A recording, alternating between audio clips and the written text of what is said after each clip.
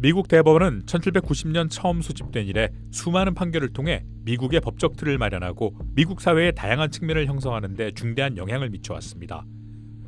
보편적 낙태 권리를 인정한 로 대 웨이드 판례를 번복하면서 뜨거운 논란을 불러온 최근 판결을 비롯해 대법원의 역사적 결정들을 살펴봤습니다.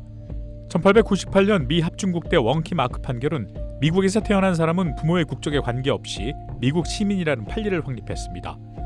대법원은 6대2로 샌프란시스코에서 중국인 부모 밑에 태어난 원키 마크가 시민권을 가질 수 있다고 판결했는데, 미국에서 태어나거나 귀화한 자 및 그 사법권에 속하게 된 사람은 모두 미국 시민이라는 수정헌법 14조 첫 조항을 인용했습니다.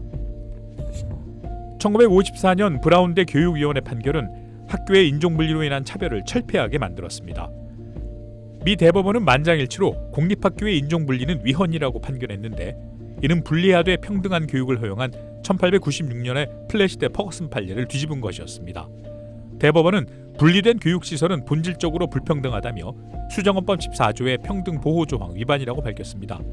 이 판결은 이후 미국 민권운동의 발전에도 기여했습니다. 1962년 잉글대 바이텔리 판결은 공립학교의 수업 전 기도를 금지시켰습니다. 대법원은 뉴욕주 공립학교들이 매일 학교 주관아래 신을 언급하는 기도로 수업을 시작하는 데 대해 6대1로 위헌 판결을 내렸습니다. 대법원은 자발적인 기도라 하더라도 정부가 특정한 신앙을 지지하는 것은 적절하지 않다면서 이는 종교의 자유를 보장하고 정부의 종교 설립을 금지한 수정헌법 1조 위반이라고 밝혔습니다.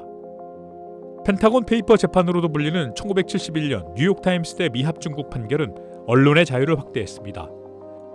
이 판결로 뉴욕타임스와 워싱턴포스트는 미국의 베트남전 개입에 대한 정부 기밀 보고서인 펜타곤 페이퍼 내용을 보도할 수 있었습니다.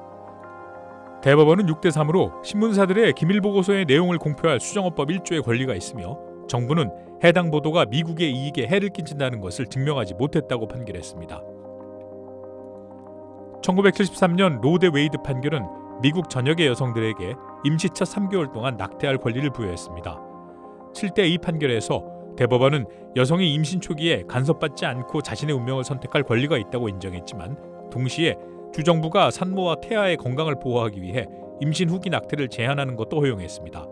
이 판례는 50년이 지난 지금까지도 미국 낙태 논쟁의 중심에 있습니다. 1989년 텍사스대 존슨 재판에서 대법원은 성조기를 불태우는 것 같은 공격적인 표현도 수정헌법 1조에 의해 보호된다고 판결했습니다. 대법원은 댈러스 시청 앞에서 성조기를 불태운 혐의로 체포된 그레고리 존슨에 대해 5대4로 언론의 자유를 행사했다는 판결을 내렸습니다. 2008년 워싱턴 DC 대 헬러 판결은 미국 시민은 군 복무와 관련 없이 총기를 소유할 권리가 있다는 판례를 남겼습니다. 당시 미국 수도 워싱턴 DC는 총기 소지를 엄격하게 제한했는데 대법원은 5대4 판결로 이를 파기시켰습니다.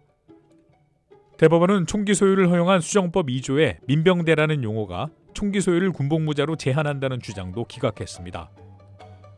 2015년 오버거펄 대 호지스 판결은 전국의 동성 커플에게 결혼할 권리를 부여했습니다. 대법원은 5대4로 모든 사람은 수정헌법 14조의 적법 절차 조항에 따라 결혼할 권리가 있으며 동성 커플도 평등 보호 조항에 따라 같은 권리를 보호받는다고 판결했습니다. 대법원은 동성혼을 금지한 10여 개 주의 주법은 위헌이며 전국에서 동성혼은 합법이라고 밝혔습니다. 2022년 돕스 대 잭슨 여성보건기구 판결에서 대법원은 낙태에 대한 헌법상의 권리를 제거함으로써 과거 로 대 웨이드 판례를 뒤집고 이 문제를 각 주에서 결정하도록 했습니다. 대법원은 임신 15주 이후 낙태를 금한 미시시피 주법을 지지했는데 5대4 의견으로 낙태에 대한 어떠한 권리도 헌법의 암묵적 보호를 받지 않는다고 판결했습니다. 50년 가까이 이어져온 판례이기 때문에 계속 보호받아야 한다는 주장도 기각했습니다.